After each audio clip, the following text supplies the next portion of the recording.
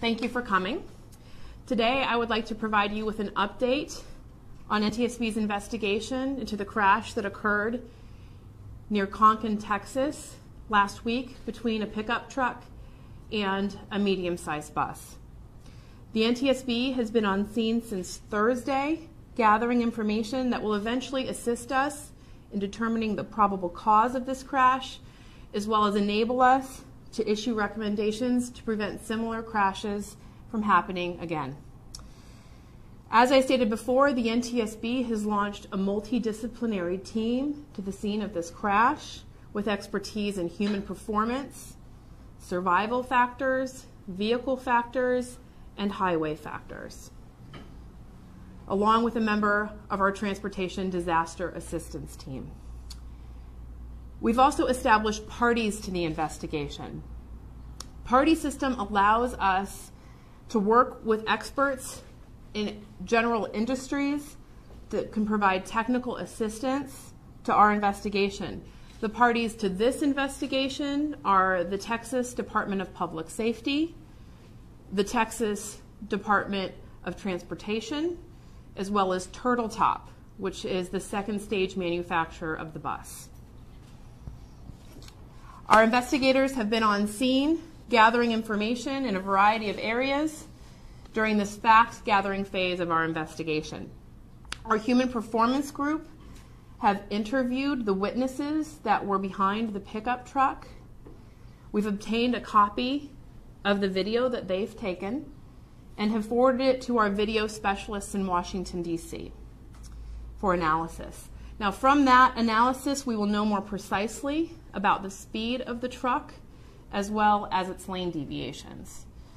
We've also started to review some of the pickup truck driver's actions leading up to the crash.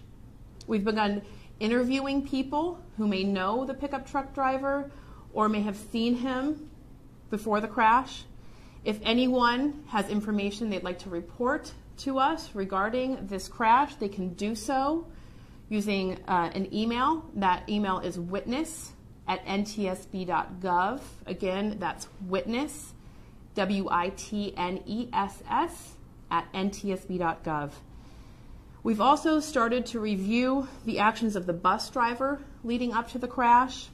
We've visited Alto Frio Encampment Retreat, the location where the bus occupants were prior to the crash.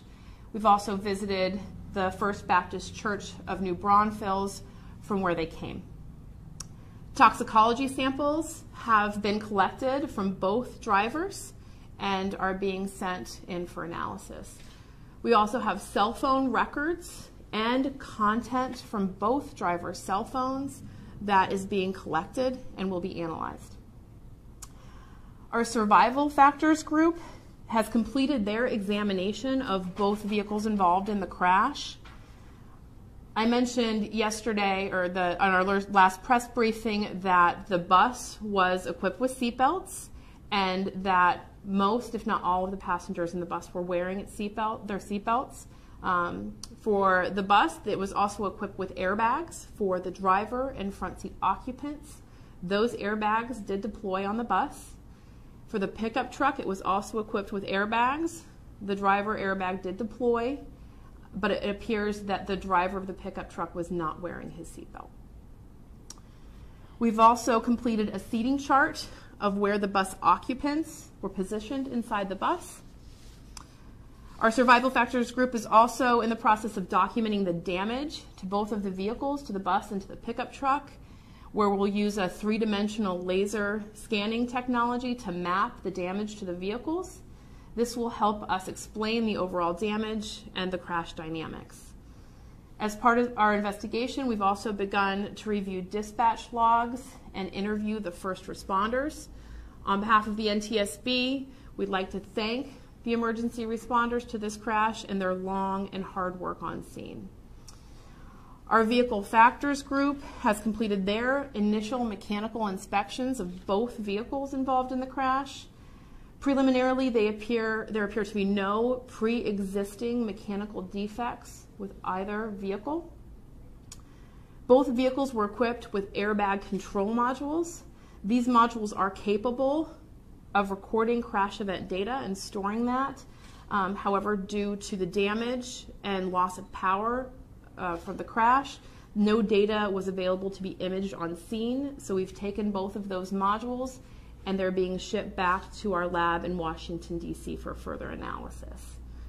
Our highway group is in the process of documenting the crash scene and roadway. We'll be using that same three-dimensional laser scanning technology to document the roadway on both approaches to the crash scene. We've also captured GoPro video drive-throughs on both directions leading up to the crash. We've obtained highway design plans from the Texas Department of Transportation. The curve where the crash occurred is a 4% upgrade in the northbound direction, and it's also a 4-degree curve. The design speed and posted speed limit at that location is 70 miles per hour, and there are no reduced speed advisories for that curve. We should be completing the on-scene phase of our investigation later this week. We will be on, once we leave the scene, we'll still be gathering facts, and our investigation will continue. In about a month, we'll be issuing a preliminary report. In that report, we'll include a summary of our facts, but it will not include any analysis or probable cause. Findings related to this crash and the determination of probable cause, and most importantly, the safety recommendations aimed at preventing crashes like this from occurring again, those will come at the completion of our investigation, which could be in about a year. This will be our last on-scene media briefing. For future updates, you can contact our media relations office at NTSB. Their phone number is 202-314-6100. You can also follow us at Twitter at NTSB_newsroom.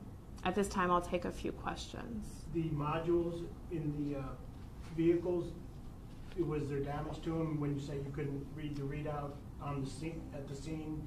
I mean, is that, or we didn't infer that there was damage to them? So the question is about the airbag control modules that were in both vehicles that we're analyzing. The modules themselves were not physically damaged, but due to the damage of the vehicles and the catastrophic power loss, the data could not be imaged on scene. What kind of data would that give you?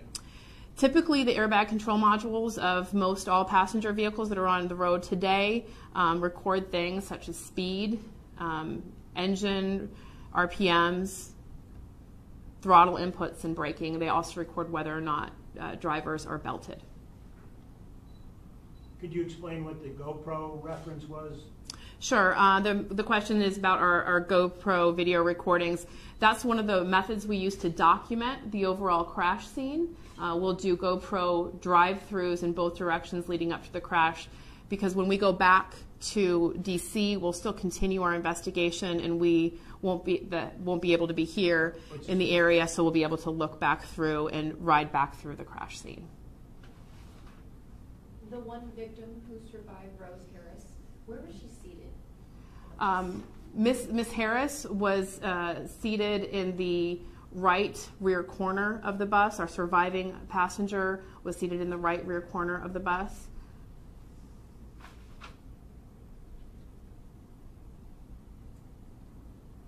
If there's any more questions. Thank you for coming. What do you expect to get out of the cell phone analysis? I mean, calls, texts, that kind of thing. Cell phone records have various sources of data, certainly incoming and outgoing calls, as well as any messaging or internet use at the time or around the time of the crash. Okay.